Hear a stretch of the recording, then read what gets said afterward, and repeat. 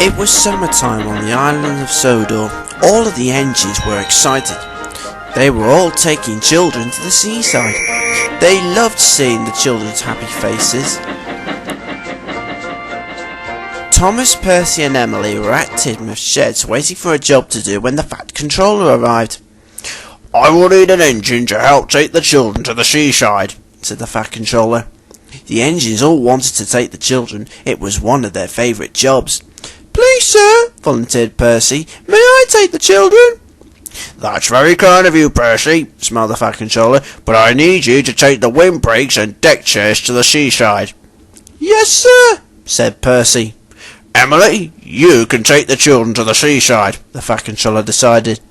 Emily was very pleased. "Thank you, sir," she whistled. "What can I do, sir?" asked Thomas. "I've an important job for you, Thomas," replied the Fat Controller. "I need you to collect milk from the dairy and take it to the ice cream factory. You must make sure the ice cream gets to the seaside." Thomas was excited. He knew the children loved eating ice cream whenever they went to the seaside. He whistled goodbye and set off for the dairy. As he puffed along, Thomas was thinking about all the ice creams the children liked to eat. Chocolate, strawberry, vanilla, lots of flavours Thomas could think of. "I like mint chocolate chip," said Thomas's driver. "I like Neapolitan ice cream," put in the fireman. "What's Neapolitan ice cream?" asked Thomas. "It's chocolate, strawberry and vanilla ice cream in one," explained the fireman. "It's delicious." But Thomas thought that kind of flavour was strange. He soon arrived at the dairy and buffered up to the trucks of milk churns. While the driver was coupling him up, the dairy manager spoke to Thomas.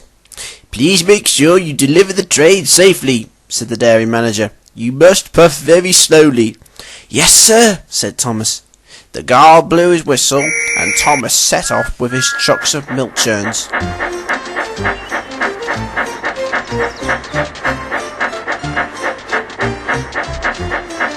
On the way, Thomas had to stop at a red signal. He had to wait until it was safe to go. He looked at his signal. It was still red. "I hope we get a move on," said the driver. "I want to get an ice cream after this trip." "Me too," agreed the fireman. But Thomas was more worried about being late. He knew lateness does not impress the Fat Controller. So he whistled to the signalman. "Peep, peep! Come on, hurry up!" he called. "I have to get going." "You'll have to wait a bit longer," the signalman called to Thomas. "A goods train is slowly getting through." This made Thomas cross. He was sure he was going to be late now. Then he heard a whistle coming from behind. It was Emily. Emily pulled up alongside Thomas carrying the children. "Hello, Thomas," she smiled. Thomas was pleased to see Emily, but he was worried. "What's the matter?" asked Emily. "I'm going to be late delivering the milk to the ice cream factory," moaned Thomas. "And if I arrive late, the children won't get their ice creams in time. The Fat Controller will be cross with me, and we all know he doesn't approve of engines that are late." Emily smiled at her friend. She could see he was concerned about his milk train. "Don't think too much about being on time," she said. "What you need to think about is a safe delivery. After all, being late isn't always a bad thing." But Thomas didn't think that was true. Then his signal changed to green. "At last!" he huffed. He wheezed steam and puffed away as fast as he could. "Be careful, Thomas," whistled Emily. But Thomas was already speeding along the line. The milk churns rattled and shook inside the trucks. "Ow, ow, ow!" growled the truck. "Slow down!" But Thomas didn't listen. He was too busy trying to make up for lost time. He forgot all about going slow.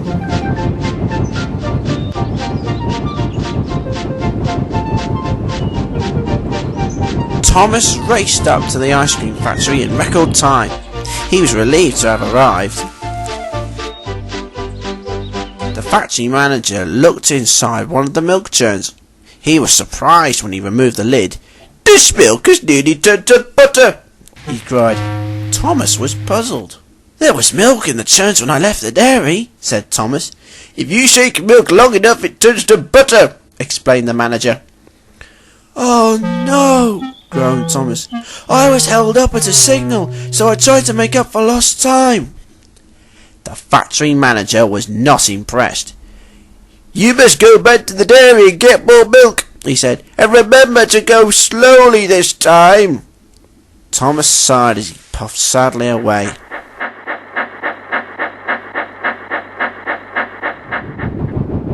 Thomas raced back to the dairy as fast as his wheels would carry him. Steady, Thomas, said his driver. We'll be all right. But when Thomas arrived back at the dairy, he could see the fat controller there waiting. He was cross. Thomas, the children are waiting for the ice creams, he boomed. Now I hear the ice cream isn't even ready yet. I'm sorry, sir, stuttered Thomas. I was... No excuses, Thomas, interrupted the fat controller. I'm off to the seaside with Stephen and Bridget. If you don't get the ice cream to the seaside by lunchtime, then I shall get another engine to do your job. Thomas was lost for words. As Thomas puffed along with the second train of milk churns, he could feel the fat controller's words fly around his boiler. Thomas felt miserable. Cheer up, Thomas, whistled Molly, but Thomas felt very sad. At last he arrived at the ice cream factory. Thomas, you will have to wait a long while until the ice cream is ready, the manager explained, so please don't go anywhere. Yes, sir, sighed Thomas sadly. Thomas was sure the children were going to be upset with him. He knew the fat controller was already upset with him. I'm going to be the only engine on Sodor who is very late, he thought to himself. At last Thomas was on his way with the trucks of ice cream, but he was still worried about what the children would say. Percy was waiting at the seaside station. He was looking after Arthur's coaches. Thomas arrived at the station. When Thomas stopped, the children cheered and cheered to see him. Percy was pleased to see his friend. Why are the children cheering? Asked Thomas. They're cheering for you, explained Percy. They've been waiting for the ice cream. The children were very happy to have the ice cream. Now they could all cool down. But Thomas was worried about what the fat controller would say. He soon found out. The fat controller arrived to see him. He was eating an ice cream as with Stephen and Bridget.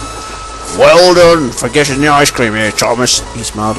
Now I need to talk to you about what happened today. Very well, sir, said Thomas, and he prepared for the worst. I know you want to be on time, but you can't rush a slow job, the fat controller explained. It takes time for a job like this to get completed. I was only trying to be on time, put in Thomas. Really useful engines are never late. Better late than never, added the fat controller. It's better to be late than not to be here. Will you remember that next time? Yes, sir, I will, sir, promised Thomas. Cheer up, Thomas, smiled Percy. At least the children have their ice creams. 3 cheers for Thomas, cheered the children. All the children cheered happily, and Percy blew his whistle, and Thomas smiled happily. Emily was right, he thought to himself. Being late isn't always a bad thing.